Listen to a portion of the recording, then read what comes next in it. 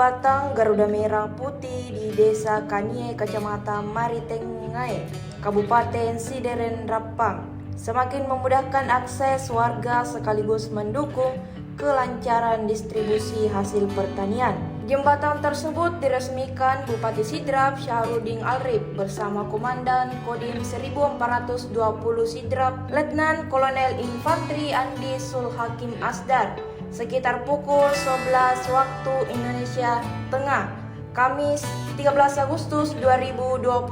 Turut hadir Wakil Bupati Sidrap Nurkana, Kapolres Sidrap Indra Waspadayuda, Ketua TP PKK Kabupaten Sidrap Haslinda Syaharudin, serta sejumlah pejabat pemerintah Kabupaten Sidrap. Pembangunan jembatan tersebut rampung dalam waktu sekitar 3 bulan.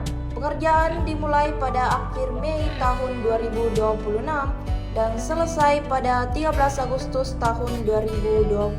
Jembatan Garuda Merah Putih juga menjadi bagian dari kegiatan nasional peresmian pembangunan 2.500 titik infrastruktur di seluruh Indonesia. Dalam kegiatan yang sama, sebanyak 3.000 titik sarana air bersih di berbagai daerah juga disalurkan melalui program Presiden Republik Indonesia Prabowo Subianto yang diikuti secara konversi video. Bagi masyarakat Desa Kanie dan sekitarnya, jembatan tersebut menjadi akses penting untuk menunjang mobilitas sehari-hari.